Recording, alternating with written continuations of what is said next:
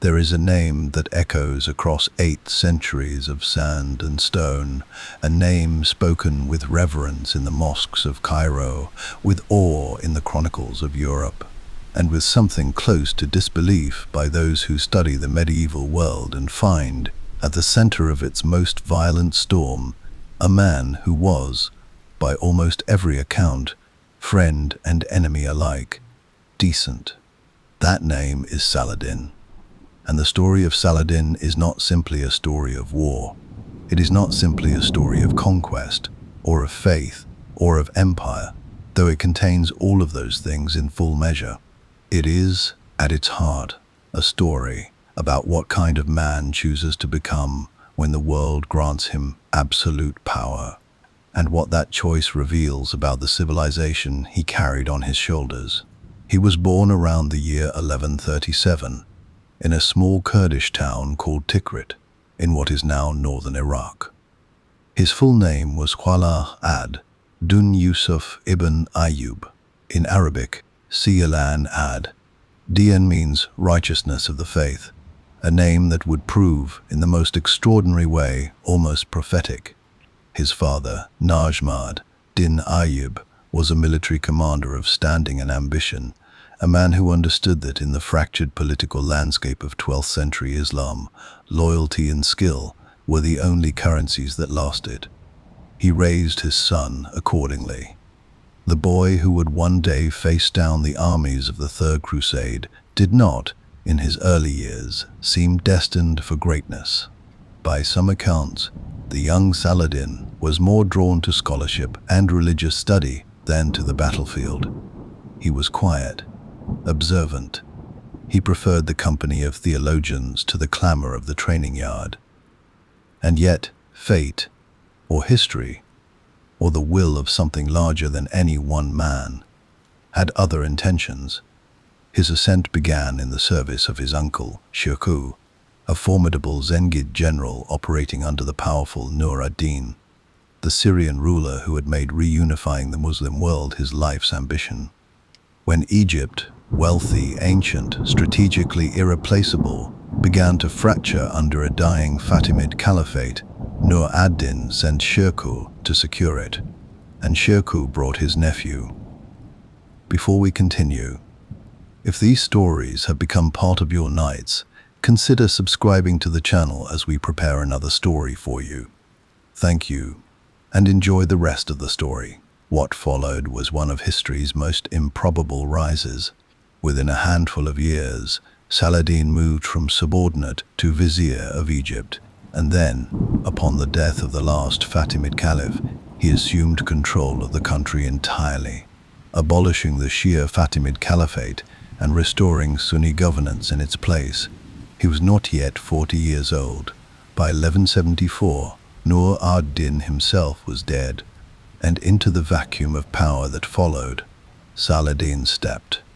Carefully, shrewdly, and with the kind of political patience that separated great rulers from merely capable ones, he unified Syria and Egypt under a single banner.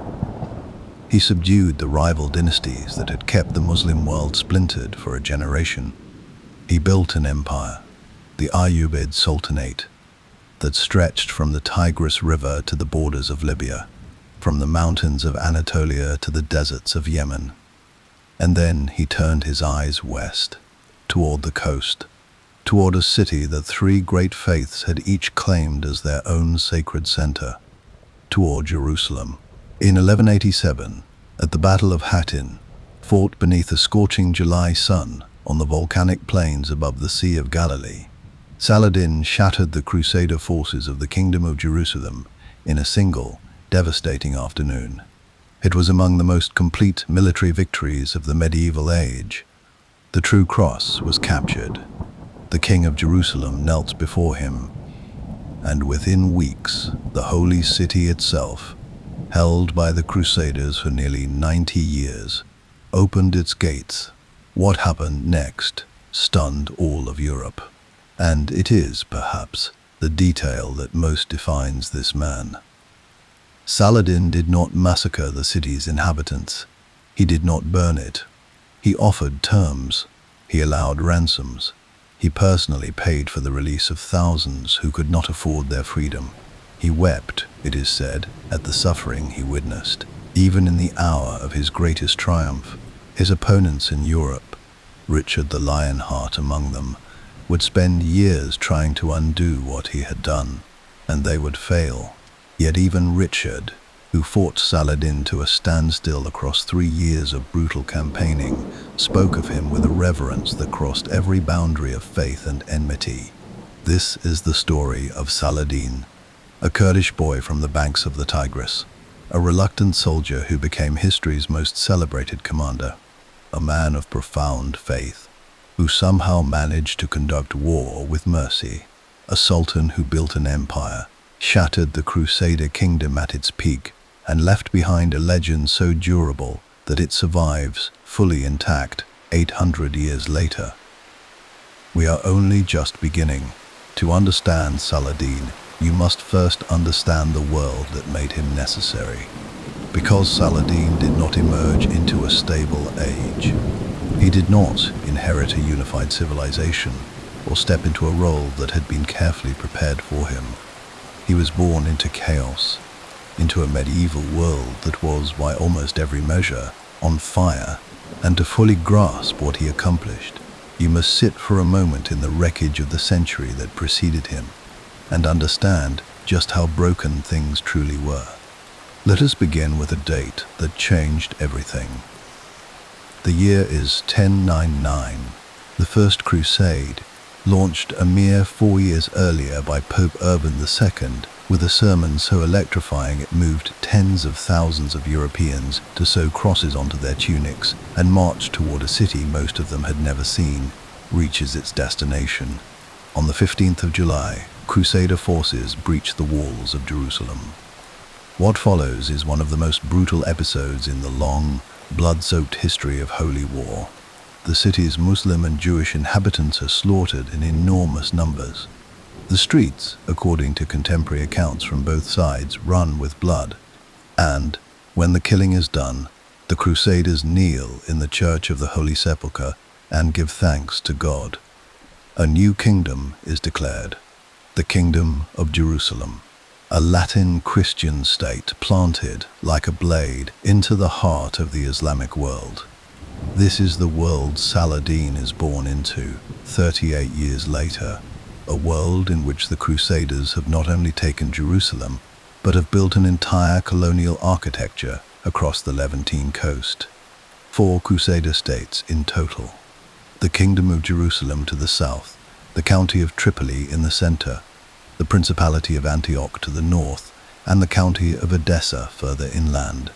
They build castles of extraordinary ambition, fortresses that still stand today in the hills of Syria and Lebanon, monuments to the peculiar medieval conviction that stone and faith together could hold back the tide of history. And for a time, they do hold it back. Because the Islamic world is not meeting them with anything close to a unified response. This is perhaps the most important thing to understand about the era Saladin enters. The Muslim world of the 12th century is not a monolith. It is a mosaic, and a shattered one at that. The great Abbasid Caliphate in Baghdad, once the most powerful political institution in the Islamic world, has become largely ceremonial. Its caliph a figurehead, while real power is exercised by Seljuk sultans, local emirs, and warlords of varying ambition and competence. In Egypt, the Fatimid Caliphate, Shia in its theology, and therefore regarded with deep suspicion by the Sunni majority, rules a wealthy but internally weakened state, its court riddled with faction and intrigue. In Syria, a patchwork of principalities and city-states compete with one another as often as they cooperate against the common enemy on their doorstep. There are Muslim rulers during this period who make alliances with Crusader lords against other Muslim rulers. There are Crusader lords who do the same in reverse. The politics of the 12th century Levant are not the clean clash of civilizations that later storytelling would prefer. They are labyrinthine, opportunistic, and deeply human in their contradictions. Into this landscape, 2 forces begin to emerge. that will directly shape Saladin's destiny. The first is the Zengid dynasty, founded by Imad ad-Din Zengi, a ferocious Turkish military commander who seized Mosul in 1127 and began, for the first time in a generation, to push back seriously against the Crusader presence. In 1144, Zengi achieved something that sent shockwaves from Baghdad to Paris.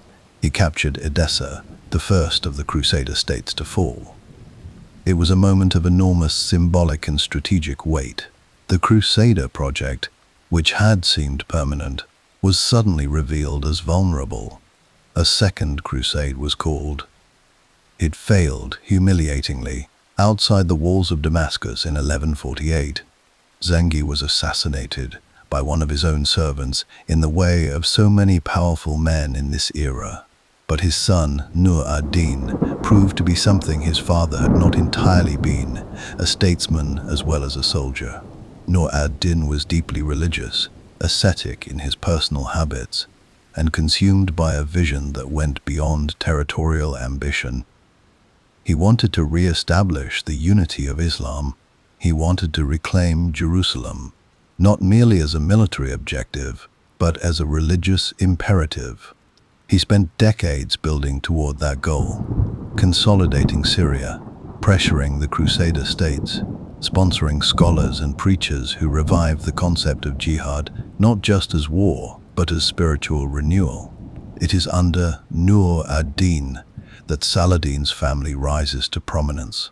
His father, Ayyub, and his uncle, Shirkuh, are both officers in Nur ad-Din's service, capable men who have made themselves indispensable to the most powerful ruler in the region. The young Saladin grows up in this environment, in the courts and camps of a man who believes, with total sincerity, that history is moving toward a reckoning. And then there is Egypt. Egypt is, in the mid-12th century, the great prize of the medieval Near East.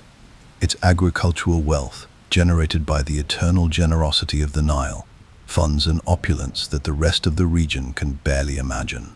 Its strategic position, controlling the land bridge between Africa and Asia, and the sea routes of the Red Sea and the Eastern Mediterranean, makes it the fulcrum on which the entire regional balance of power rests. Whoever holds Egypt holds the capacity to strangle or sustain almost every other political entity within 1,000 miles. The Fatimid Caliphate that rules it is, by the 1160s, dying, not from external assault, but from within. A succession of child caliphs manipulated by rival viziers has turned the Fatimid court into a theater of conspiracy. At one point, two competing factions within Cairo simultaneously invite outside powers to intervene on their behalf, one side appealing to Nur ad-Din, the other reaching out to the Crusader kingdom of Jerusalem. The spectacle of a Muslim caliphate soliciting Crusader military assistance to defeat its own internal rivals tells you everything you need to know about how far things have unraveled. It is this invitation that sends Shirkuh and Saladin to Egypt. Between 1163 and 1169, a remarkable three-way contest plays out along the banks of the Nile and in the alleys of Cairo. Shirkuh leads several expeditions into Egypt, each time clashing with or outmaneuvering a Crusader force that is simultaneously trying to establish its own grip on the country. Through a combination of military skill, political cunning, and sheer persistence, Shirkuh ultimately prevails. He is appointed vizier of Egypt in 1169, the effective ruler of the country, even while a Fatimid caliph still sits, increasingly powerless, on his throne. Saladin is at his uncle's side through all of it. He commands units, he holds cities, he learns, and then, just 2 months after his greatest triumph, Shirkuh dies. Suddenly, from illness, the way so many medieval careers end without warning or ceremony. The Fatimid Caliph, perhaps calculating that a young man with no independent base of power would be easier to manage than the formidable Shirkuh, agrees to appoint Saladin in his uncle's place. It is one of history's more consequential miscalculations. Within 2 years, Saladin has systematically dismantled what remains of Fatimid power. He replaces Shia judges with Sunni ones. He has Friday prayers said in the name of the Abbasid Caliph in Baghdad, signaling a realignment of Egyptian religious life that is as much political declaration as theological correction. When the last Fatimid Caliph dies in 1171, Saladin simply does not appoint a successor. The caliphate that had endured for 2 centuries ends quietly, without a final battle or a dramatic last stand. It simply ceases because the man holding the real power has decided it should. By 1174, Saladin controls Egypt absolutely. He has begun to extend his influence into parts of Arabia and North Africa. His armies are loyal to him personally. His treasury, backed by Egyptian agricultural wealth, is the deepest in the region. And then Nur ad-Din dies. The man whose vision had driven the partial reunification of the Muslim world. The man in whose name Saladin had technically been acting all along, is gone. His heir is a child. The Zengid Empire begins to fragment almost immediately, as governors and lieutenants assert their own ambitions. Saladin moves, carefully, diplomatically where possible, by force where necessary. Over the next decade, he absorbs Syria piece by piece. He besieges cities and then offers generous terms when they open their gates. He cultivates a reputation for clemency, not merely as a strategic tool, though it is certainly that, but because it reflects something genuine in his character, a quality noticed too consistently by too many independent observers to be dismissed as theatre. By the mid-180s, the Crusader states find themselves in a position they have never quite faced before. They are not merely being pressured from one direction, they are surrounded. Egypt to the south, Syria to the east and north, and at the center of that encirclement, a single mind, patient and purposeful, drawing the ring tighter with each passing year. The stage, at last, is fully set. The players are in position, and the event that will define everything, the reckoning that Nur ad-Din spent his life prophesying, and that Saladin has spent a decade preparing for, is almost upon us. The road to Hattin has begun. There is a particular kind of tragedy that belongs exclusively to civilizations at their height, not the tragedy of weakness or poverty or slow decline. Those are sorrows of a different kind. This is the tragedy of a thing that is strong and capable and full of its own momentum, and yet contains within it, invisible to almost everyone living through it, the precise flaw that will one day bring the entire structure down. The Crusader kingdom of Jerusalem, in the years just before Hattin, is exactly that kind of tragedy. From the outside, from a distance of 8 centuries, the warning signs are almost agonizingly clear. The kingdom is too small to sustain itself through war alone, too dependent on reinforcements from Europe that arrive irregularly and depart again as soon as their nominal pilgrimage obligations are met. Its noble class is fractured by feuds of breathtaking pettiness. Men and families who cannot agree on succession, strategy, or basic survival priorities, even as the walls close in around them. Its military orders, the Knights Templar and the Knights Hospitaller, those legendary warrior monks, are powerful enough to act independently and proud enough to do so at the worst possible moments. And its eastern frontier, which requires constant vigilance, is being watched over by men whose personal ambitions have entirely consumed whatever instinct for collective self-preservation they may once have had. But from the inside, in the 1170s and early 1180s, the kingdom does not feel like a civilization in danger. It feels, in many respects, like a civilization arriving. Jerusalem itself is a city of remarkable cosmopolitan energy. Latin Christians, Eastern Christians of half a dozen denominations, Muslims, Jews, merchants from the Italian city-states, pilgrims from every corner of Europe, all moving through its streets in a state of uneasy but functioning coexistence. The kingdom has developed its own distinct culture, a hybrid thing, neither purely European nor purely Levantine, with its own architecture, its own legal traditions, its own cuisine and dress. The so-called Poulains, Crusaders born in the East, who had never seen Europe and had no particular desire to, regard themselves not as colonists or occupiers, but as natives of a place they considered genuinely their own. The kingdom has also, for most of its existence, been saved by one structural advantage that had nothing to do with military genius or divine favor: the disunity of its neighbors. As long as Damascus competed with Cairo, and the Zengid emirs competed with one another, the Crusaders could play the fractures in the Islamic world to their advantage, making alliances of convenience, trading buffer states, surviving on the margins of a conflict they could never have won outright. That advantage, as we have seen, is gone. Saladin has closed it, and the man who should have recognized this first, who should have seen Saladin's encirclement strategy for exactly what it was, and responded with the calm, disciplined statecraft it demanded, that man is dying.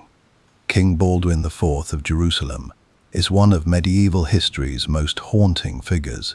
He comes to the throne as a teenager, already carrying the diagnosis that will define and ultimately destroy him: leprosy.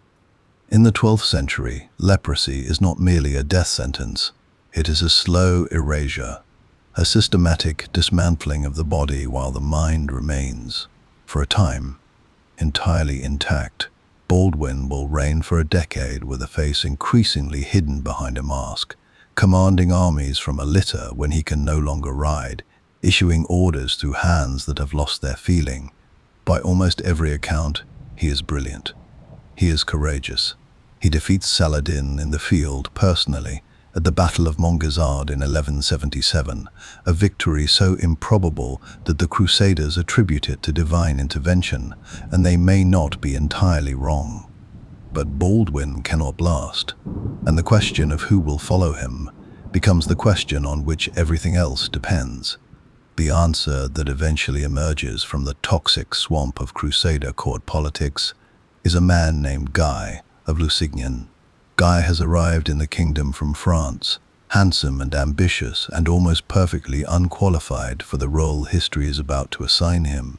He acquires influence through marriage to Sibylla, Baldwin's sister, and eventually through a sequence of political maneuvers that Baldwin himself opposes but is too physically diminished to prevent. He positions himself to claim the throne. Baldwin dies in 1185, a boy of 24 who has been an old man for a decade. Sibylla and Guy are crowned king and queen of Jerusalem the following year.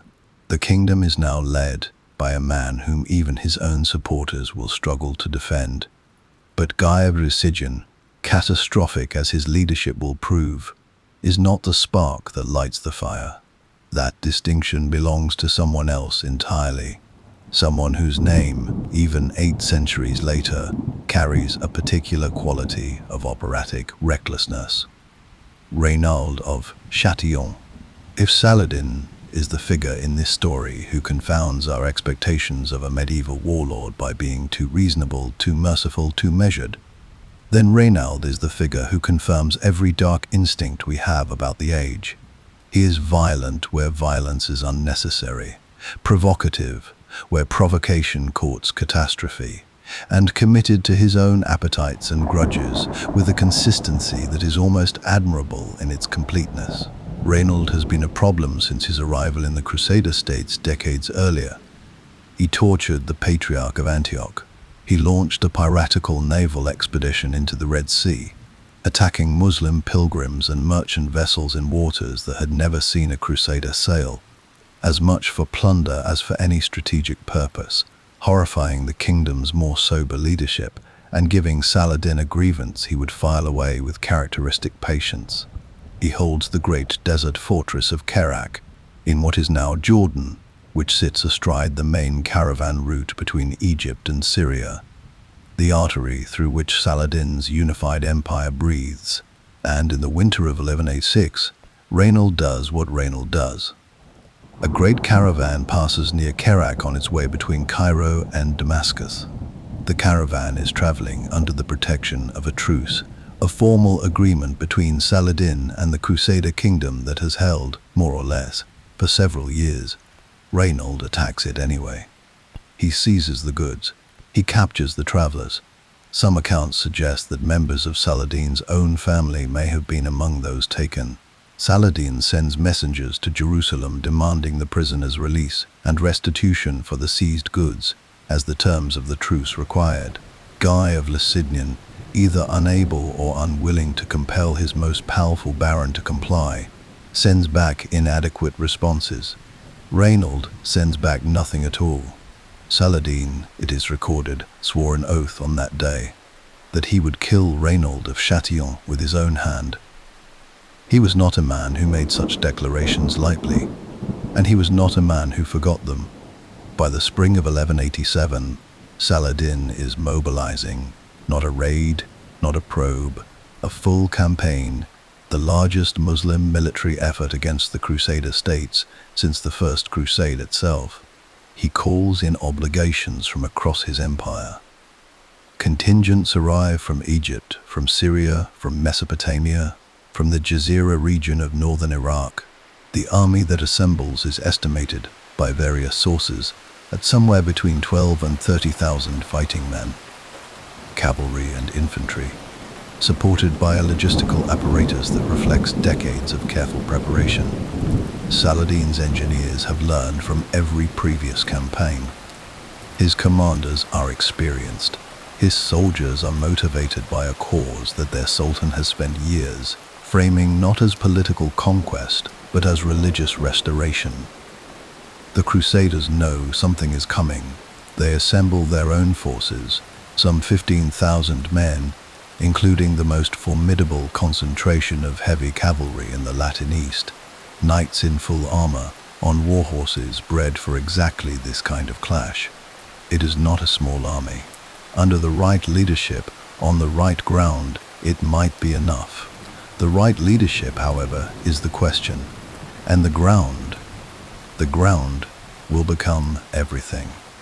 Saladin opens the campaign in early July by moving a large force across the Jordan River and laying siege to the town of Tiberias on the western shore of the Sea of Galilee.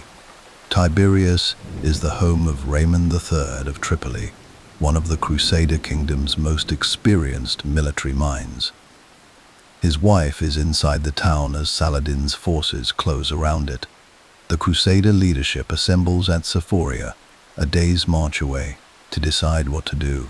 And what follows is a council of war that stands, in the literature of military history, as one of the most consequential arguments ever conducted under a tent. Raymond III, the man whose own wife is besieged, counsels patience. He knows the terrain between Sephoria and Tiberias. He knows the July heat of that landscape, a brutal, desiccating furnace that kills horses and men with equal indifference. He knows that Saladin's army, though enormous, must be fed and watered, and cannot besiege Tiberias indefinitely. Wait, he says. Hold position. Let the siege collapse on its own. Tiberias is not worth the risk of moving the entire army across waterless ground in high summer toward an enemy who has every incentive to choose his own battlefield. It is sound advice. It is experienced advice. It is, with the benefit of hindsight, obviously correct. Guy of Lusignan initially agrees with it. The council ends. The decision is made. They will wait.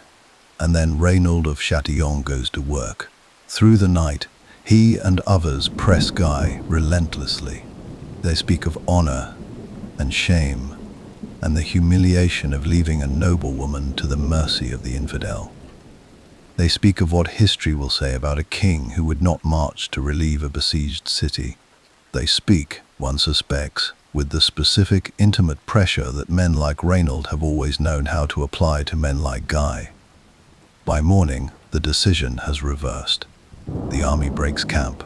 It begins to march east through the waterless hills toward Tiberias, toward the plateau above a small, dried-out body of water called the Horns of Hattin, toward the trap that Saladin, with his instinct for terrain and his knowledge of his enemy, has been carefully, patiently, deliberately laying from the very beginning. The road to Hattin is no longer a road. It is a funnel, and the kingdom of Jerusalem has just walked into it. There are battles that decide campaigns. There are campaigns that decide wars. And then, occurring perhaps a handful of times across the full sweep of recorded history, there are single afternoons that decide the fate of civilizations. The 4th of July, 1187, is one of those afternoons. But to understand what happens on that plateau above the Sea of Galilee, you must first feel what the Crusader army feels in the hours before it arrives there, because Hattin is not simply a battle that is lost.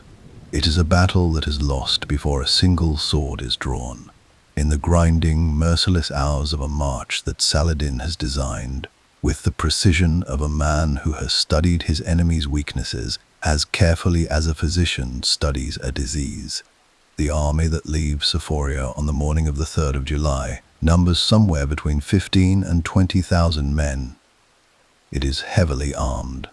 It carries the true cross, the relic believed to be the actual wood of Christ's crucifixion, as its sacred standard, a presence meant to guarantee divine protection and inspire men who are about to do terrible things in the name of their faith. It is, on paper, a formidable force, but it is marching in July in the hill country west of the Sea of Galilee, and it has left behind the only reliable water source for miles. Saladin knows this. He has chosen Tiberias as his bait, precisely because the road between Sephoria and the lake runs through terrain that offers the Crusader army almost nothing. Rocky hills covered in scrub and dry grass, no rivers, no springs of any significance, and a sun that at this latitude and this season is not a backdrop but a weapon. His cavalry harasses the column from the moment it sets out, not attacking in force, not risking a frontal engagement with the Crusader knights who remain, even exhausted, extraordinarily dangerous, but probing, stinging, loosing arrows into the flanks of the column, killing horses, killing men at the edges, preventing the army from ever settling into a rhythm of movement that might let it conserve what little strength it has. By afternoon of the 3rd, the Crusader column is in serious distress. The infantry, who feel the heat and the thirst far more acutely than the mounted knights, are beginning to fracture. Raymond of Tripoli, leading the vanguard and watching the situation deteriorate with the particular horror of a man who predicted exactly this, sends back word to Guy: "We must reach the water at the village of Hattin before we stop for the night, or this army will not survive to fight tomorrow." They do not reach it. Somewhere in the disputed details of that terrible afternoon, the decision is made to halt short of Hattin and make camp for the night on dry ground. Whether this happens because the infantry simply cannot go further, or because of failures of communication, or because Guy makes yet another poor decision in a campaign defined by them. The sources argue, and the argument has never been fully resolved. What is not disputed is what happens next. Through the night, Saladin's forces light fires in the dry grass around the Crusader camp. The smoke drifts through the exhausted army. Horses that have gone without water for a full day of combat marching shift and panic. Men who try to sleep wake coughing. And with the dawn of the 4th of July, the full weight of what has happened becomes clear. The Crusader army is surrounded, on a plateau, without water, by an enemy that has slept well, eaten well, and drunk deeply from the lake that lies tantalizingly visible in the valley below. The battle, when it begins, has the quality of a foregone conclusion, executed in agonizing detail. The Crusader infantry, desperate beyond the point of military discipline, make a series of attempts to break toward the water in the valley. They fail. Some of them, it is recorded, simply sit down on the hillside and refuse to move further, beyond the reach of orders, beyond the reach of honor, beyond the reach of everything except thirst. Raymond of Tripoli leads a cavalry charge through a gap that Saladin's forces deliberately open, a tactical decision of cold brilliance, allowing the most experienced Crusader commander to escape the field while simultaneously splitting the army and demonstrating to everyone, watching that escape for the mass of the force is impossible. Raymond rides clear. He will never recover psychologically from what he witnesses in the hours that follow, and he will be dead within months.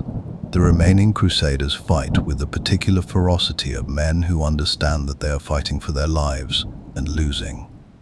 The true cross falls. The relic that was meant to render the army invincible is captured by Saladin's forces, and its loss sends a shock through the Crusader world that goes beyond military calculation into something closer to existential despair.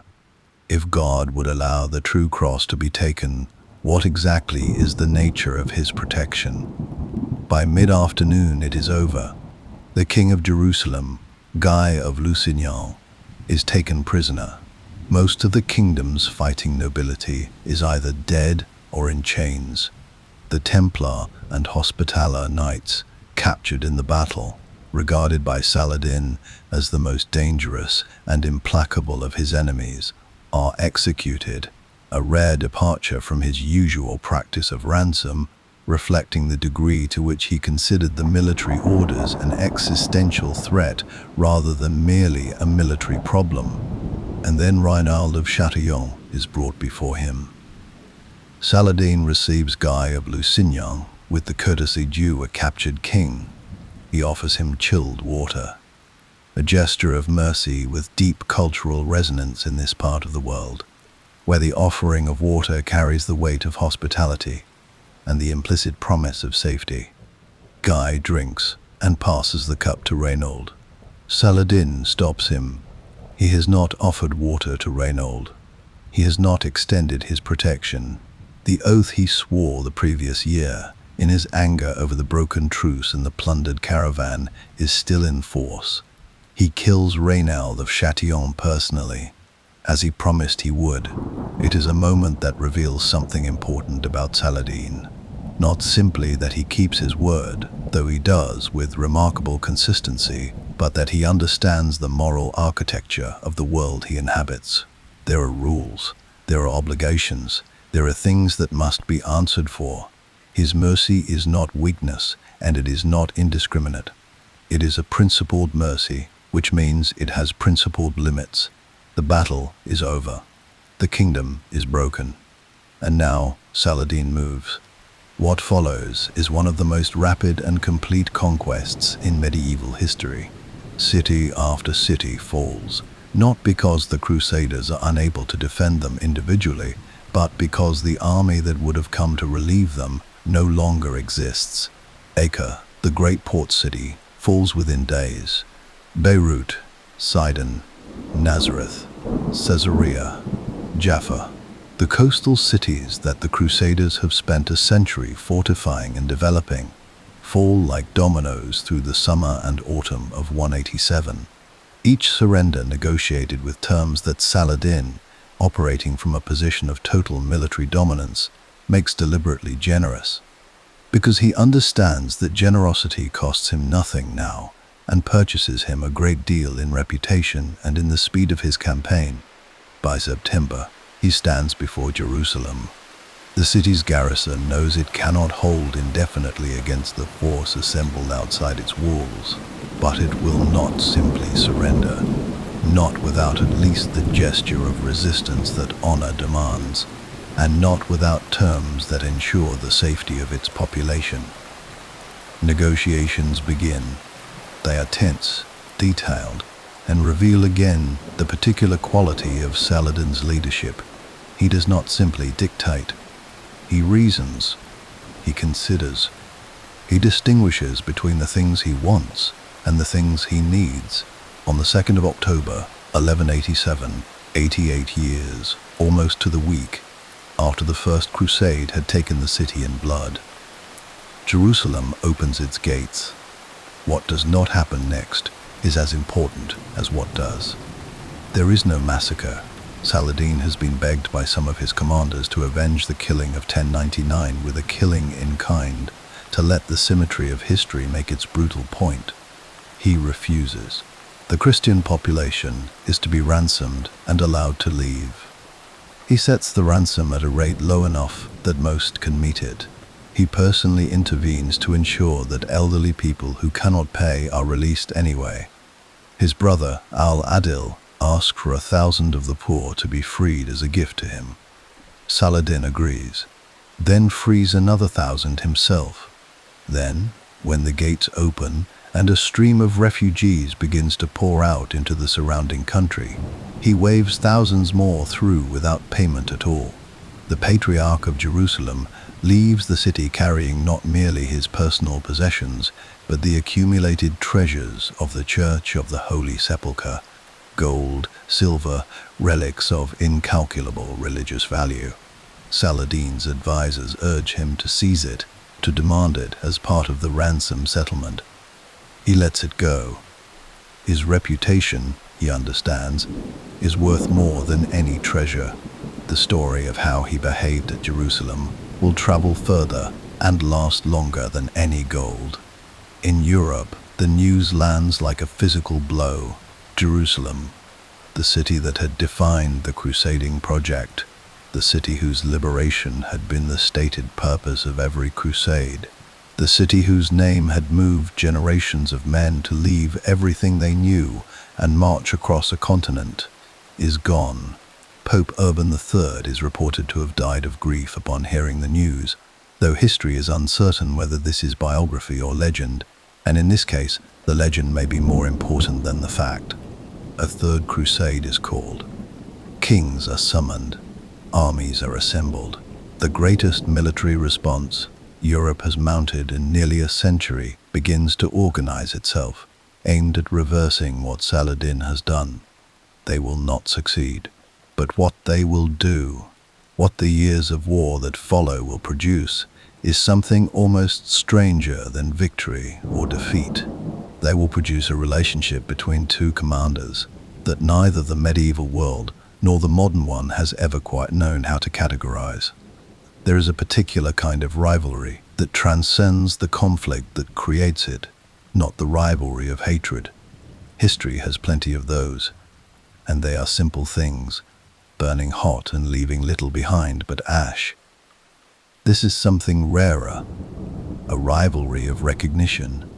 Two men, separated by faith and culture and the full weight of a religious war, neither of them entirely chose, who look across the battlefield at each other and find, in the enemy opposite, the one person in the world who fully understands what they are doing and what it costs. Saladin and Richard I of England will never meet in person. Not once. Across 3 years of campaigning, that will take tens of thousands of lives and reshape the political map of the Eastern Mediterranean. And yet the relationship between them, conducted through messengers and gifts and negotiators, and the eloquent vocabulary of battlefield gesture, is among the most extraordinary in the medieval record. It will be written about, romanticized, mythologized, and analyzed for 8 centuries, and it will still resist any clean categorization because it is not a simple thing and it was never meant to be. But before Richard arrives, there is a siege that must be understood. Because the Third Crusade does not begin in England or France or the courts of Europe, it begins, quietly and stubbornly, on the northern coast of what is now Israel, outside the walls of a city called Acre.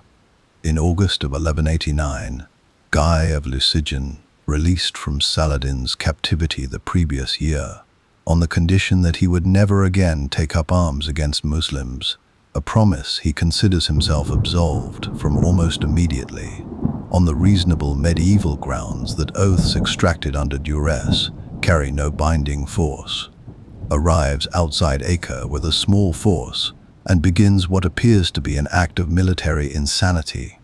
He besieges the city, with perhaps a few thousand men, against a garrison that Saladin controls. with Saladin's main army capable of arriving to relieve it.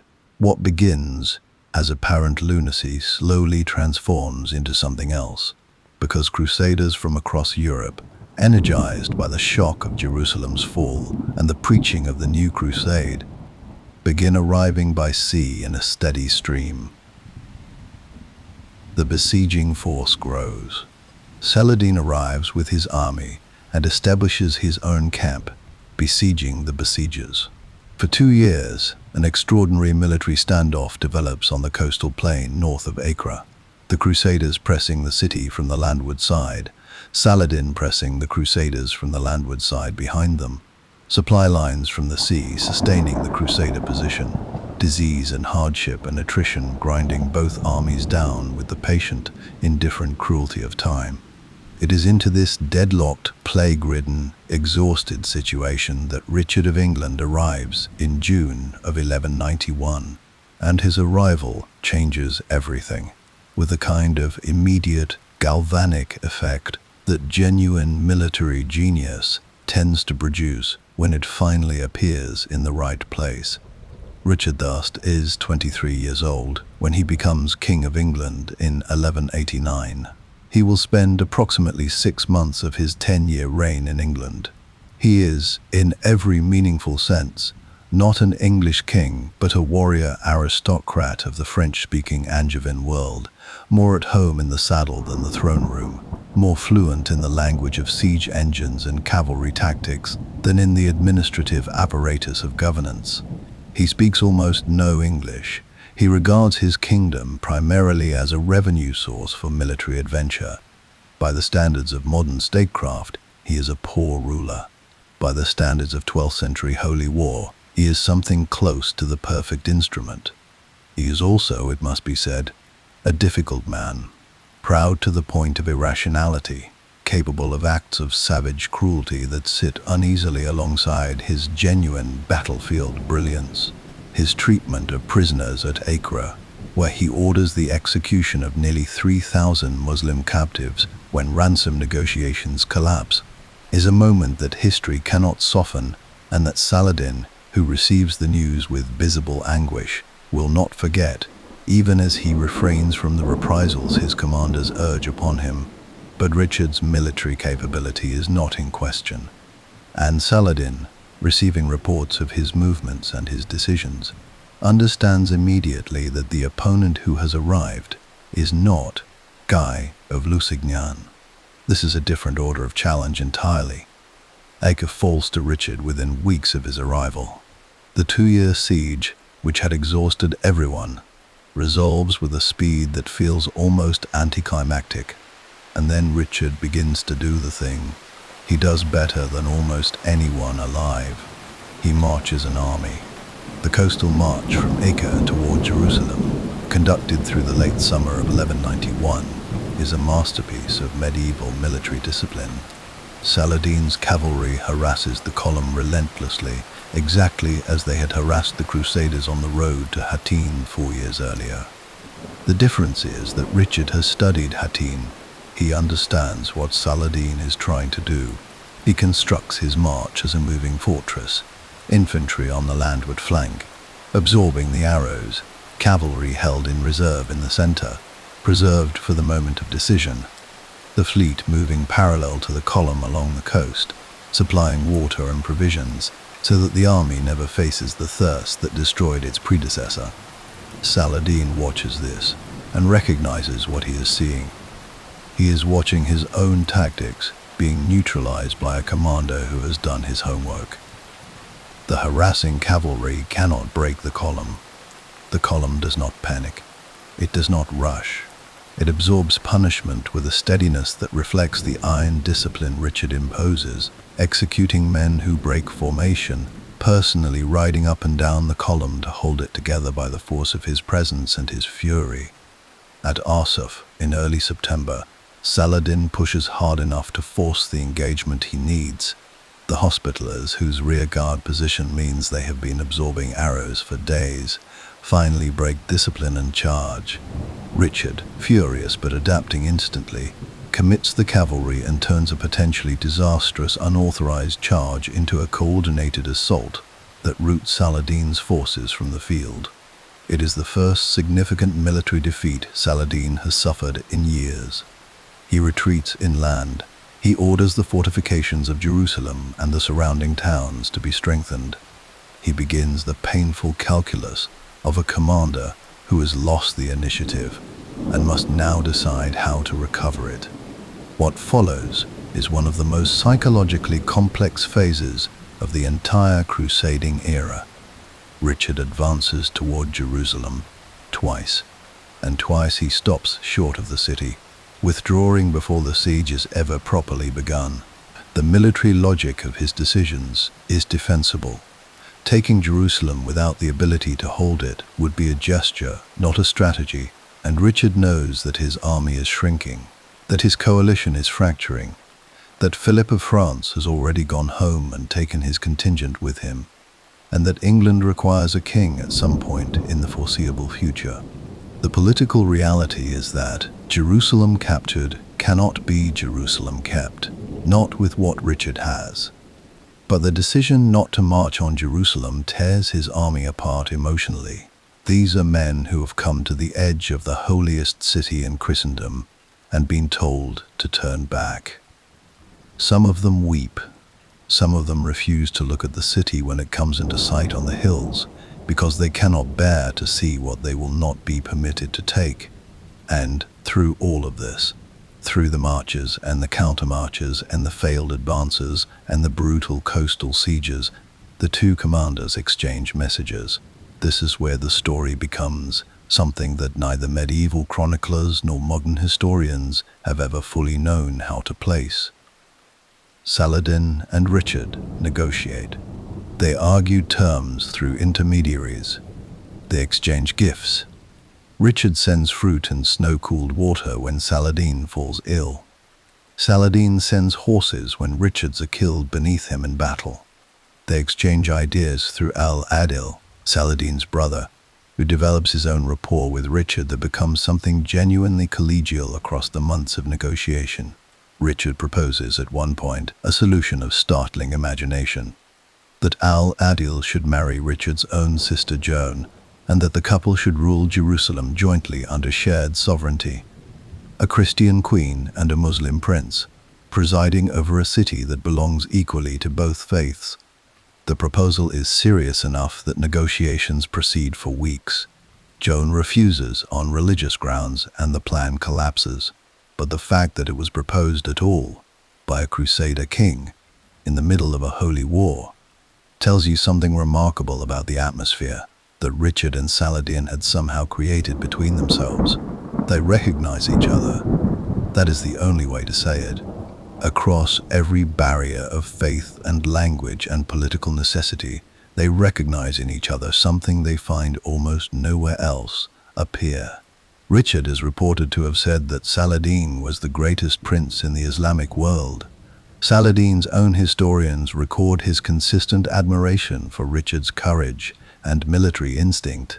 Neither of them says these things for diplomatic effect. There is no audience being managed. They say them because they mean them. In September of 192, they signed the Treaty of Jaffa. Jerusalem remains in Muslim hands. Christians are guaranteed the right of pilgrimage to the holy sites without harassment. The Crusader states retain a coastal strip, Acre, Jaffa, a narrow band of territory, enough to sustain a presence in the east, not enough to threaten Saladin's control of the interior. It is, by any honest accounting, a treaty that reflects the military reality. Richard could not take Jerusalem, and Saladin could not push the Crusaders entirely into the sea. Richard departs for Europe. He will never return to the east. Saladin watches the fleet carrying the English king sail away from the shore at Acre, and is said to have remarked to those around him that if God's will required him to lose his lands, he would wish to lose them to no one but Richard. It is the highest compliment one medieval warrior can pay another. It is also, though Saladin does not know it, almost a farewell. He has less than 6 months to live. There is a particular kind of ending that history reserves for its most compelling figures. Not the dramatic death of the battlefield, sword in hand, with witnesses and ceremony, and the clean narrative satisfaction of a life concluded at its peak. That ending belongs to legend, and legend, as we have seen throughout this story, has never been entirely honest about Saladin. The ending history actually gives him is quieter, slower, and in its own way more revealing than any battlefield death could have been. Because the manner of a man's dying and what he leaves behind when he goes tells you things about him that the manner of his living sometimes obscures. Saladin returns to Damascus in the autumn of 1192, after watching Richard's fleet disappear over the western horizon. He is 54 years old. By the standards of the 12th century, this is not a young man. By the standards of what his body has absorbed across 3 decades of nearly continuous campaigning, the heat and the cold, the infections, the physical toll of a life spent largely in the saddle, the psychological weight of commanding armies and administering empires and negotiating the endless, exhausting demands of men who need things from the person at the top. He is an old one. He arrives in Damascus, and he rests. He rides out to greet pilgrims returning from Mecca, because this is the kind of thing Saladin does, not as performance, not as political theater, but because he genuinely loves the company of ordinary people in a way that is unusual among rulers of any era. He visits the markets, he listens to scholars debate points of theology. He gives away money, as he has always given away money, with a liberality that his treasurers have spent years quietly despairing over. When he dies, his biographer and personal secretary, Baha ad-Din ibn Shaddad, who was with him at the end, will record that the contents of his treasury amount to a single gold piece and 47 silver dirhams. The ruler of an empire that stretches from the Tigris to Libya, from the mountains of Anatolia to the deserts of Yemen, dies with less money than a moderately successful merchant. He had given it away, all of it, over and over. Across a lifetime, he had given it away, to soldiers whose pay was late, to scholars whose work he admired, to the poor who lined the roads whenever his procession passed, to the ransomed prisoners of Jerusalem, to the widows of men who had died in his service. He was not performing generosity. He was constitutionally incapable of accumulating wealth, while other people lacked it, in the same way that some people are constitutionally incapable of cruelty. It was simply who he was, at a level below calculation. In February of 1193, he falls ill. The diagnosis, across the centuries, is uncertain. A fever of some kind, possibly typhoid, possibly something else entirely. What is certain is that it progresses quickly. Ibn Shaddad is with him through most of it, and his account of those final days is one of the most moving documents to emerge from the medieval Islamic world. He records Saladin drifting in and out of consciousness, murmuring prayers, and in his more lucid moments, asking about the welfare of specific individuals. A scholar he had been supporting, a soldier whose family he had promised to care for. He dies on the 4th of March, 1193 in Damascus. It is early morning. The city does not yet know. When the news spreads through the streets, Ibn Shaddad records that the grief was unlike anything he had witnessed. Spontaneous, unperformed, the genuine mourning of a population that understood, with the particular clarity that comes only at the moment of loss, what it had possessed and would not possess again. His tomb is in Damascus still, in the Umayyad Mosque complex, in a mausoleum that has been rebuilt and restored across the centuries. It is visited today by thousands of people every year. Muslim pilgrims, Christian tourists, historians, the curious, the devout, people who have only the vaguest idea of who he was, and people who have spent their lives studying him. They come from every direction and every tradition. which is perhaps the most fitting thing imaginable for a man whose legacy has never belonged exclusively to any single group. Because this is the final, most extraordinary thing about Saladin, his afterlife, the life of his reputation across the 8 centuries since his death, is not a Muslim story, or a Crusader story, or an Arab story, or a Kurdish story. It belongs to all of them simultaneously, and none of them entirely. In the Islamic world, he is the great restorer, the man who reunified a fractured faith, reclaimed Jerusalem, and demonstrated that Muslim political and military civilization could meet the crusading West on its own terms and prevail. His name is invoked by leaders across the Arab world whenever the rhetoric of resistance and restoration is required. Gamal Abdel Nasser invoked him. Saddam Hussein, who was also born in Tikrit, and who spent considerable political energy constructing a connection to his famous predecessor, invoked him constantly. The comparison in almost every case flatters Saladin rather than his invoker, which is perhaps the point. In the Western tradition, his reputation follows an equally remarkable trajectory. Almost immediately after his death, European chroniclers who had been writing about him as the enemy, the obstacle, the infidel, the adversary, begin to do something curious. They begin to praise him. Not grudgingly, not with the forced neutrality of men trying to be fair, but with genuine, sometimes almost embarrassing admiration. Within a generation, stories are circulating in Europe about Saladin's courtesy, his mercy, his honor. Within a century, a tradition emerges claiming that he had been secretly knighted by European knights, a complete fiction, but a revealing one, because it shows the European imagination reaching for a way to claim him, to incorporate his virtues into a framework it could understand. Dante, writing his Divine Comedy in the early 14th century, places Saladin not in hell, but in limbo, in the company of the virtuous pagans, alongside Aristotle and Julius Caesar and Virgil himself. It is as high a compliment as a medieval Christian poet can pay to someone outside the faith, and Dante pays it without apparent conflict or qualification.